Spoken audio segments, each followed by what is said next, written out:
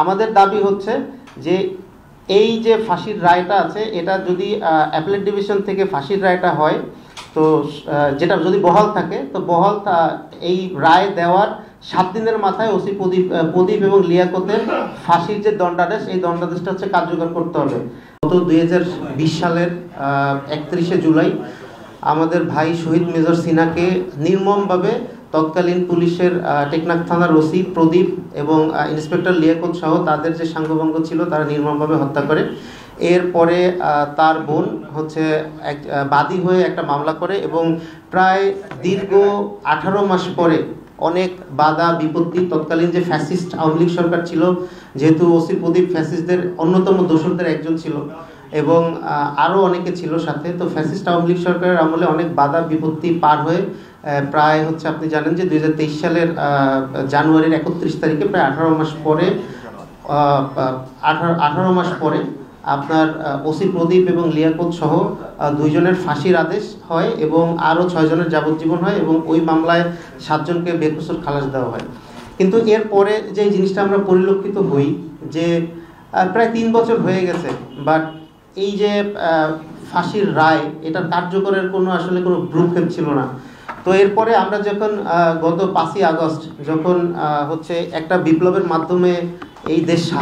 আমরা যেটাকে বাংলাদেশ 2.0 বলি, যে স্বাধীন হয়েছিল, সেই বিপ্লব পরবর্তী সময়ও 8 মাস পার হয়ে গেছে, বাট আমরা কিন্তু ওই রকমের কোনো পদক্ষেপ, মেজর সিনহার হত্যাকাণ্ডের যে ফাঁসির দণ্ডাদেশ এটা কার্যকর করার কোনো পদক্ষেপ আমরা দেখতে পারি নাই।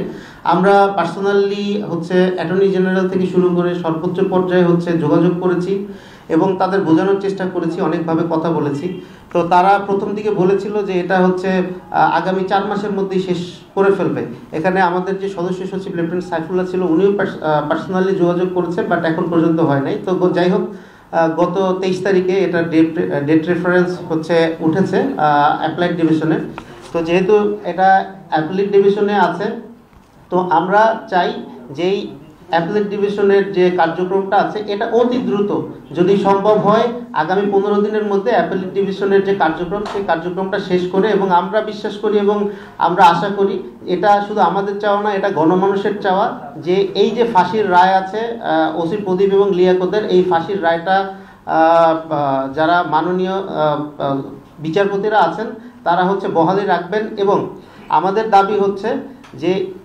এই যে ফাঁসির রায়টা আছে এটা যদি অ্যাপেলেট ডিভিশন থেকে ফাঁসির রায়টা হয়, তো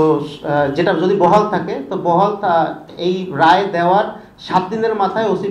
প্রদীপ এবং লিয়াকতের ফাঁসির যে দণ্ডাদেশ, এই দণ্ডাদেশটা হচ্ছে কার্যকর করতে হবে। আমরা একটা বৈষম্যমুক্ত বাংলাদেশ চাই, আমরা এমন একটা বাংলাদেশ চাই যেই বাংলাদেশে আসলে কোনো বৈষম্য থাকবে না, প্রত্যেকটা বিচার, প্রত্যেকটা হত্যা,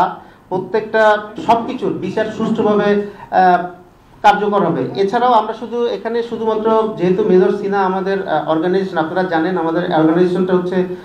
সামরিক এবং আধা সামরিক বাহিনী।